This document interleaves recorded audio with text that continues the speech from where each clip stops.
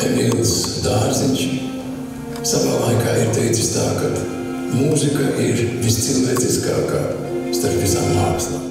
Gulbenes kultūras centrā savu pirmizrādi piedzīvojis režisors Laumas Ozols filmu Zem mūzikas zvaigznāja, kas ir veltījums ilgadējam Gulbenes mūzikas skolas puteju orķestra diriģentam un skolotājam Donātam Veikšanam, un arī pašs režisors personīgs paldies par orķestrī aizdītajiem gadiem. Skolotājs Donāts Veikšans mums visiem ir īpašs, jo viņš ir ne tikai mums dzīvē bijis tēva figūra, bet arī skolotājs Liloburtu un skolotājs, kurš man pašai personīgi iemācīja neatlaidību un arī darba dunu, īpaši arī brīvdienās. Un šī ir mana dāvana un paldies par visiem gadiem, maniem 15 gadiem orķestrī.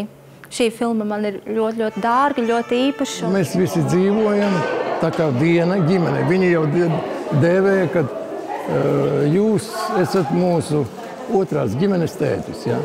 Viņi visi tā orķestrī sauc. Es domāju, ka man tas bija ļoti liels pagodinājums. Ja? Un mēs strādājām, ļoti daudz braukājām apkārt. Es centos viņiem parādīt to pasauli, vai ne, un pasaulē rādīt, ka ir tādi bērniņi, vai ne, un tas kaut kā sanāca kopā.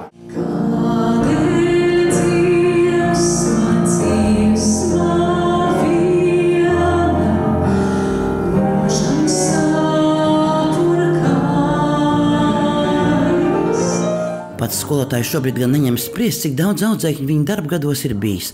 Un, protams, nesaskaitīt arī, cik daudz ir bijuši koncerti un uzstāšanās gan Latvijā, gan ārvalstīs.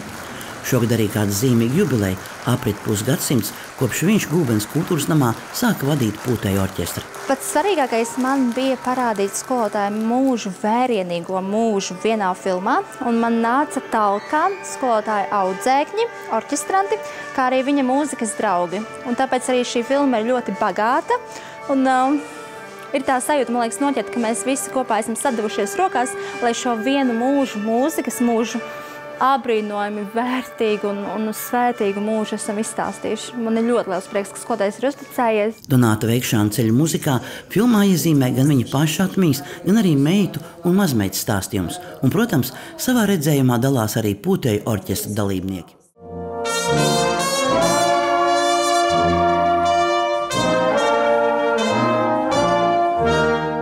Režisorei Laumai Ozolai šī ir 5. dokumentālā filma, un pamatā tās ir veltītas saviem novadniekiem. Esmu intervējusi un dokumentējusi stāstu par komponistu Valdi Zilveru, par Nauru Indzeri, par Rolandu Freimani. Tad tālāk man pirmā filma, tad es saliku visādus varoņus kopā. Tur bija Sabīna Krilova, kas tagad dzied.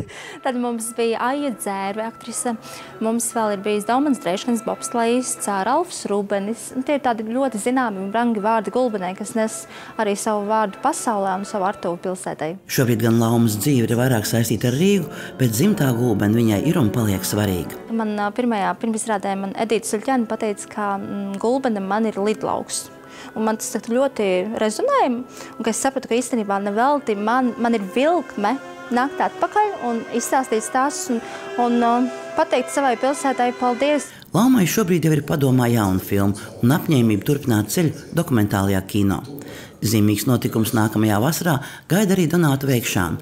Viņš būs goda diriģents Latvijas skolu jaunatnes dziesmu un deju svētkos.